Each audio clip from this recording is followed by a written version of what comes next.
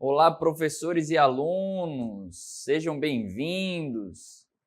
Eu sou o professor Paulo Torres e estou aqui para mais uma aula e vamos ver o que nós teremos hoje. Aula 13, objeto de conhecimento, desenvolvimento de atividades práticas relacionadas à sustentabilidade na comunidade. Detalhamento, energias renováveis e suas aplicações locais, eficiência energética em casa e na escola, gestão de resíduos e reciclagem. Então vamos à nossa aula.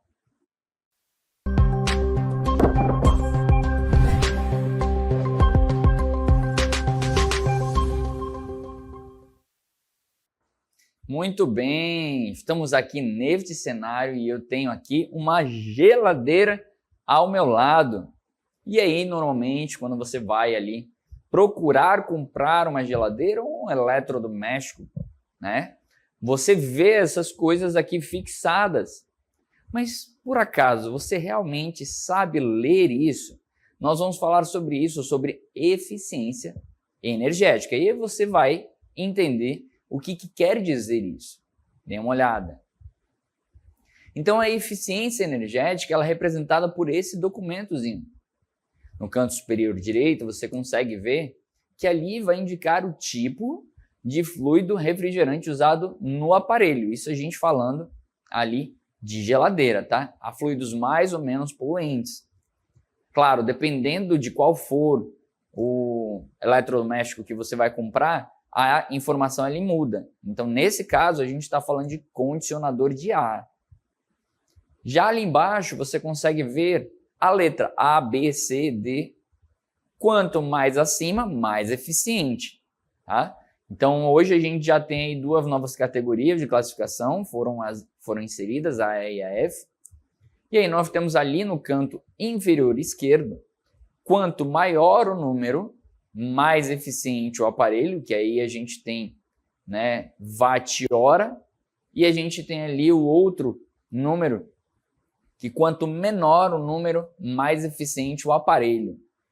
E aí, ali embaixo tem direcionar o consumidor para a base de produtos registrados no Inmetro. Então, esse documento aí que vocês estão vendo, ele vai indicar, e claro, é importante você, se for comprar uma geladeira, por exemplo, pegar produtos semelhantes.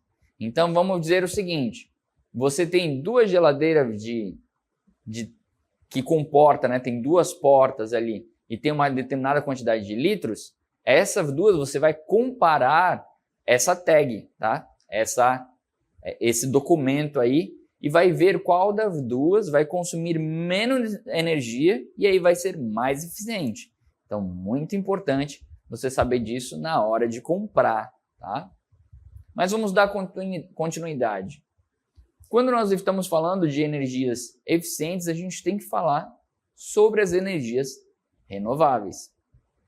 Então, no caso, o que é energia renovável? São aquelas que regeneram espontaneamente ou através de intervenção humana. São consideradas energias limpas, pois os resíduos deixados na natureza são nulos. Então, aqui a gente consegue ver alguns exemplos. E eles são, dê uma olhada. Nós temos aí, entre os exemplos, a hidrelétrica, oriunda da força da água dos rios, que é o que a gente mais tem aqui na região amazônica. Nós temos aí a solar, que é obtida pelo calor e luz solar, onde a gente tem mais incidência aqui também.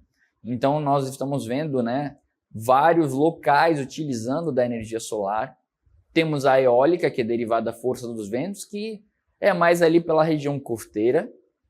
A geotérmica, que provém do calor interior da Terra, que aqui no caso a gente não está utilizando. A biomassa procedente de matérias orgânicas, e isso aqui também é bastante utilizado aqui na região amazônica. Mares e oceanos, que é natural da força das ondas.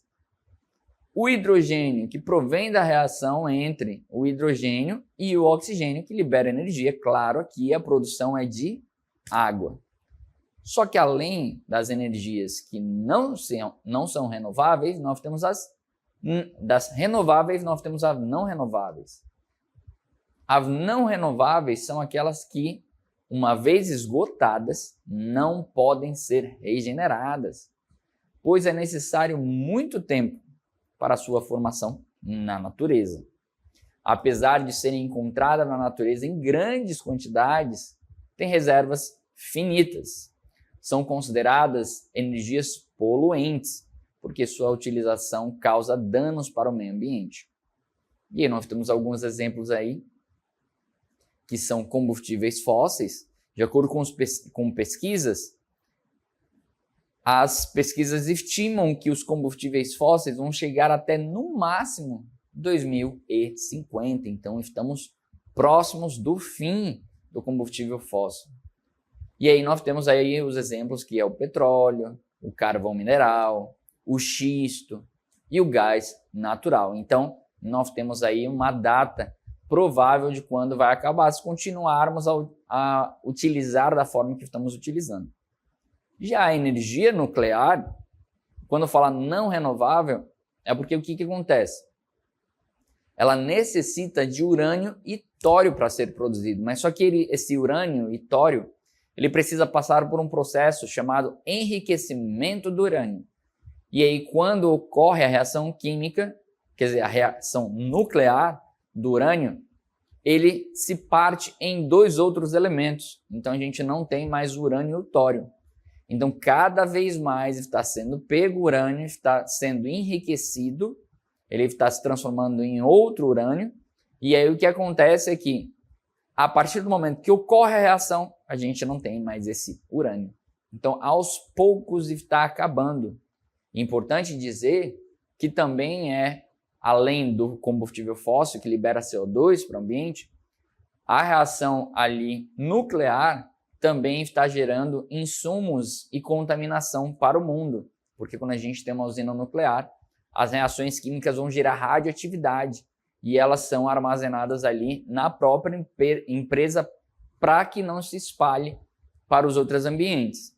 Claro, se você for pesquisar em vários acidentes que tiveram, a radioatividade se espalhou, porque normalmente é feita ali a usina perto de rios, e aí acabou contaminando rios, lagos e assim por diante, à medida que se espalhou a radioatividade, né? Mas vamos ver as energias de fontes renováveis, dê uma olhada. Vamos aprofundar mais aqui e falar da energia solar. A energia solar é uma energia renovável, obtida pelo Sol, utilizada para o aquecimento de água, que vem através da energia térmica, ou como fonte de energia elétrica. Assim como a energia eólica é uma das formas limpas de produção de energia que mais cresce no mundo. Vamos ver como é que isso funciona direitinho numa animação. Dê uma olhada. Como funciona a energia solar?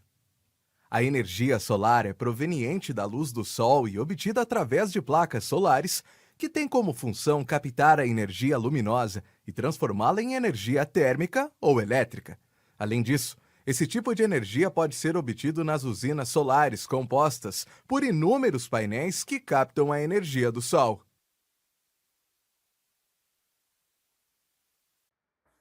Então, olha que legal. A energia do Sol vai ser captada por essas placas e essas placas vão transformar essa energia solar em energia elétrica. Já aqui na imagem que vocês estão vendo, vocês conseguem ver ali uma caixa atrás da placa solar. Para que é isso? É para ter um aquecimento da água que está contida ali dentro, para que a residência tenha água quente. Então, essa energia solar pode ser usada para aquecer a água em residências, piscinas, indústrias. Os coletores solares, como é dito, são sistemas com uma superfície escura que vão absorver a luz solar e transmitir esse calor para a água, que por sua vez fica armazenado em reservatório térmico, chamado boilers. Então aí você pode ter na sua casa a casa aquecida.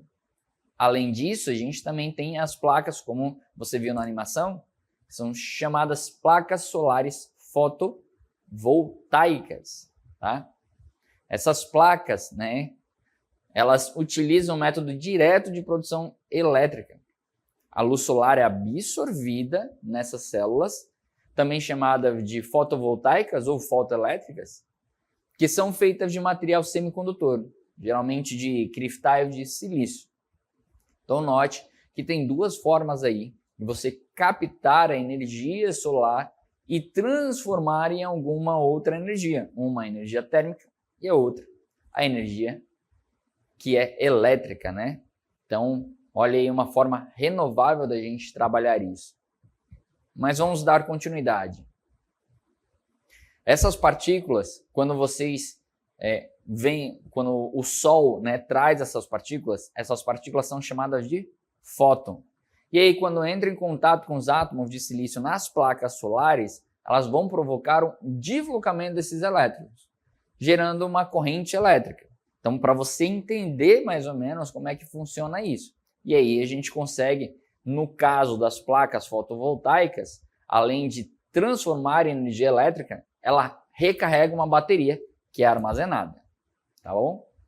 Mas ainda falando de energia solar, a gente tem a heliotérmica. Essa heliotérmica, você consegue ver o desenho, é bem interessante. Ela também é chamada de CSP, que consiste em um método indireto de produção de energia elétrica, em que a luz solar ela é refletida pelos espelhos que você está vendo aí nessa imagem e é concentrada em forma de calor em um receptor. Então, uma outra forma também de trazer essa energia solar, transformando ela em energia térmica. Então, essa energia térmica é transformada em energia mecânica e, por fim, em elétrica, de forma semelhante ao que acontece numa usina termoelétrica. Além de produzir a energia elétrica, a energia heliotérmica pode ser usada para usinas que requerem altas temperaturas. E aí nós temos essas, como a gente já disse anteriormente, a energia térmica é transformada em energia elétrica, sem a necessidade de usar combustíveis fósseis. Então, olha que interessante, né? Como é que nós podemos captar essa energia do Sol. Mas também podemos captar a energia através de hidrelétricas. Vamos ver aí um vídeo maravilhoso da professora Risolda falando sobre isso. Dê uma olhada. Olá pessoal, eu sou a professora Risolda Farias do componente curricular de Física e hoje eu vim falar para você sobre as hidrelétricas e também falar sobre a transformação de energia mecânica em energia elétrica. Na usina hidrelétrica, a força da água do rio faz a turbina girar, convertendo a energia mecânica em energia elétrica. A transformação de energia mecânica em energia elétrica em uma usina hidrelétrica ocorre da seguinte maneira. A água do rio é represada em um reservatório, acumulando energia potencial. Quando a água é liberada, ela cai por uma tubulação e ela será convertida em energia potencial e em energia cinética, que é a do movimento.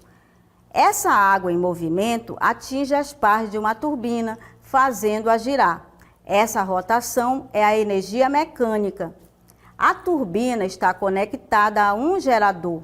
Quando a turbina gira, ela faz com que um rotor dentro do gerador também gire.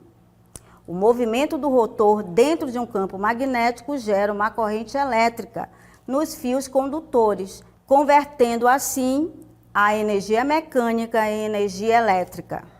Já a sua distribuição ocorre da seguinte forma: a eletricidade gerada é então transmitida por linhas de alta tensão para ser utilizada em residências, indústrias e outros locais. E agora você vai ficar sabendo por que as usinas hidrelétricas são importantes para o Brasil. As usinas hidrelétricas são essenciais para o Brasil, porque produzem grande parte da energia elétrica que usamos em nossas casas, escolas e empresas. Elas funcionam utilizando a força da água dos rios para gerar eletricidade.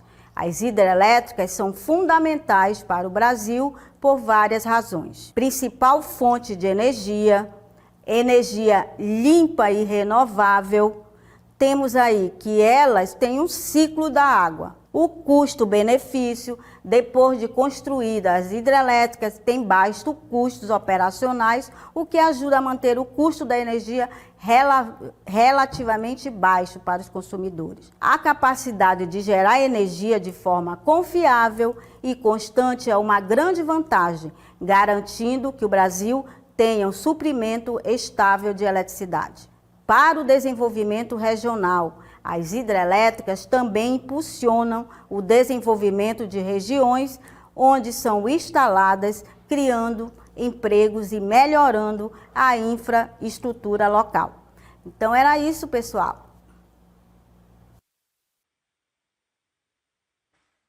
Muito bem, olha aí que legal, né? Então, o futuro da humanidade, como se conhece, depende, né, aí de todo esse aparato, quando a gente fala das energias renováveis. Então, a necessidade de ampliar o uso dessas fontes renováveis de energia é urgente, em razão dos graves impactos ambientais causados, né, aí ao meio ambiente pelo uso descontrolado de fontes de energia altamente poluentes, como a gente já falou, das não renováveis. Ou seja, a contribuição dos combustíveis para o desenvolvimento da humanidade é inegável. Contudo, os impactos ambientais também causados são muito sérios. Então, a gente precisa realmente estar atento a utilizar e fazer, né, ter o compromisso de utilizar essas energias, né, que são renováveis. Então, é importante que essas não renováveis vão ficando para trás e cada vez a gente seja mais impulsionado ao futuro. Então, é importante também falar sobre os resíduos que são deixados. Aí, como é que eu vou tratar? Lembrando que a gente está se preocupando com o meio ambiente e os resíduos aí é um problema ou um recurso. Eu deixo uma pergunta para vocês. O que a gente pode fazer diariamente com os lixos, né? Com esses resíduos? Para você ter uma ideia, o lixo é um problema ambiental e econômico no Brasil, que em 2022, cada brasileiro produziu mais de 1 quilo de resíduos por dia, com uma parte significativa sendo descartada inadequadamente. Então, quando não é separado ali para uma coleta seletiva. Apenas 61,1% dos resíduos foram destinados de forma adequada, enquanto 27,9 milhões, mais ou menos, de toneladas foram para lixões a céu aberto, como você acabou de ver aí na imagem. A coleta seletiva atinge apenas 14%, 14,7% mais ou menos, da população urbana. A produção de resíduos está ligada aos nossos padrões de consumo. Para melhorar essa situação, é necessário repensar o consumo, investir em reciclagem, infraestrutura de gestão de resíduos e políticas públicas eficazes. E claro, isso faz parte de todos nós. Para fazer essa reciclagem, é importante que a gente esteja consciente do nosso redor. Nós precisamos de uma visão mais sustentável e cuidar do nosso planeta diariamente, porque são para próximas gerações, né? Então vamos falar mais um pouquinho sobre reciclagem. Então a reciclagem, por outro lado, ela envolve a conversão de lixo em novos produtos para reduzir a produção de materiais frescos e economizar a energia. A reciclagem está ligada ao primeiro ponto de redução da fonte e é o terceiro componente da hierarquia de gestão de resíduos. Então, toda gestão de resíduos tem que ser pensado em reduzir, reutilizar e reciclar. Então, quando a gente fala de reduzir, é a gente ter cuidado a quantidade de lixo que nós vamos estar produzindo. E algumas coisas a gente consegue reutilizar em casa. E por último, se você não conseguiu nem reduzir, nem reutilizar, a gente tem que focar em reciclar. Então, dando continuidade, além de reduzir a criação de novos materiais, a reciclagem também diminui o uso de energia, reduz a poluição do ar e da água, reduz o volume de lixo enviado para os aterros sanitários e reduz as emissões de gases de efeito estufa. Você tem que pensar o seguinte: se você economiza em questão de estar utilizando muitos produtos, o que acontece é que você também vai economizar a produção daqueles produtos. Então vai economizar energia, vai economizar em vários fatores. Mas vamos entender o que pode e o que não pode ser reciclado. Dê uma olhada. Então, quando a gente pensa em reciclagem, nós temos que prestar atenção que está na nossa casa, que a gente consegue reciclar, pode encaminhar para algum lugar que vai fazer esse processo adequado. Então, por exemplo, garrafas plásticas transparentes, verdes e marrons, podem ser recicladas. Ou, claro, você pode na sua casa também fazer alguma forma de artesanato, né, com essas garrafas. Embalagens de plásticos, iogurte, sorvete, garrafa de produtos químicos e cosméticos também. O vidro verde e marrom, metal, claro, dependendo do metal. Geralmente a gente vê ali mais alumínio, né, sendo ali reciclado. A embalagem de aerosóis, papel e papelão. Então tudo isso aqui que a gente está falando é que realmente pode ir para uma indústria ou na sua própria casa você pode estar fazendo uma reciclagem, transformando esse produto em outro, porque existem materiais que nós chamamos de polímeros. E aí nós temos dois tipos de polímero. Um que você pode ter uma forma, aquecer, e quando ele resfriar, você pode colocar uma forma de novo nele. Então, isso é uma ideia de plásticos que nós temos. Mas tome cuidado, não faça isso com todos os materiais, que nem todos são recicláveis. Pesquise direitinho. Mas o que você não souber, está aqui uma lista bem simples para você mandar para uma indústria. Mas o que não pode ser reciclado? Vamos dar uma olhada. O que não pode são sacolas plásticas. Olha que coisa!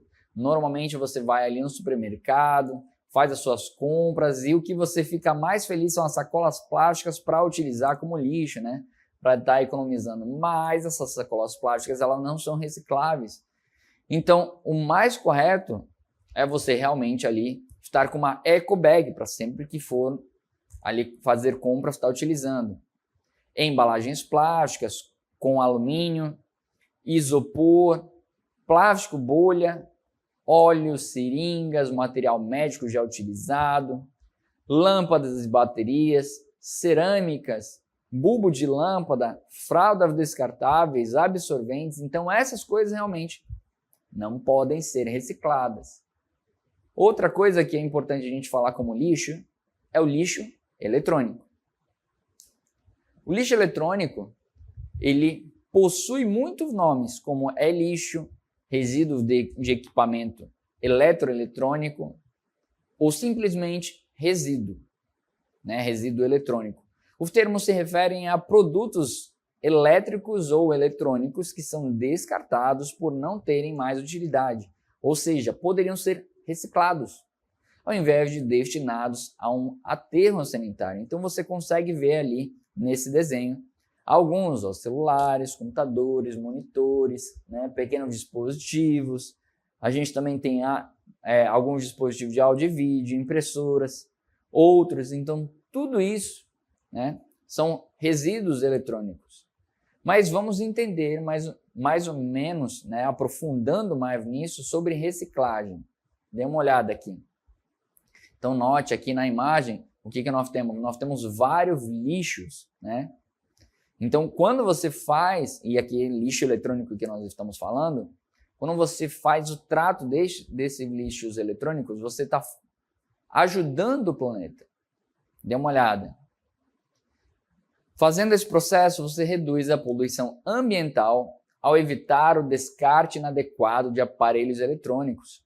Importante dizer aqui que a gente está falando de materiais que têm vários componentes. E esses componentes na natureza vão demorar anos para serem deteriorados, para serem consumidos pela natureza.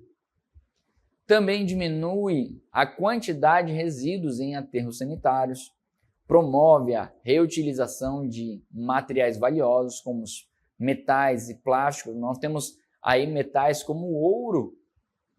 Ali, quando a gente pega uma placa, né, de computador, vocês veem uns riscos.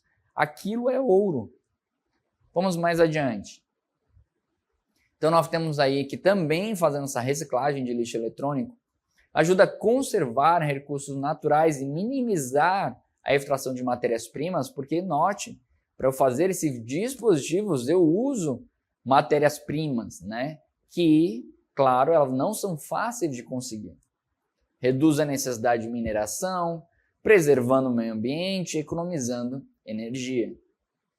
Então quer dizer que qualquer coisa que eu faça para reciclar, né, para estar reduzindo, para fazer todos esses 3 processos, reutilizando também, eu consigo economizar energia. Exatamente. Contribui também para a economia circular, onde todos os materiais são constantemente reutilizados. Então, é importante você ter essas ações diariamente aí na sua residência, para que a gente possa reciclar todo tipo de material, seja o que a gente acabou de mostrar, ou seja o lixo eletrônico. Mas vamos dar continuidade. Nós temos aí também que nós podemos identificar no lixo eletrônico quais são os itens que podem ser reciclados ou não. Dê uma olhada. Então, com tudo isso,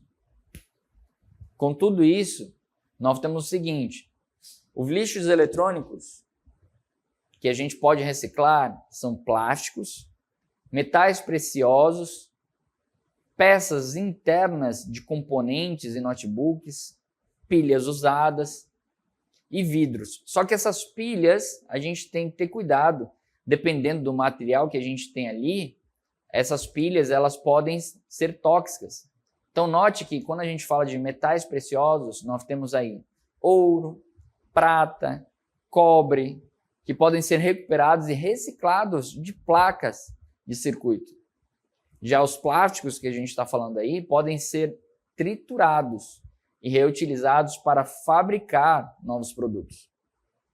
As peças internas, né, do computador, de notebooks que a gente está vendo aí, nós temos placa-mãe, nós temos memória RAM, processadores, que também podem ser reciclados ou até reutilizados em outros computadores.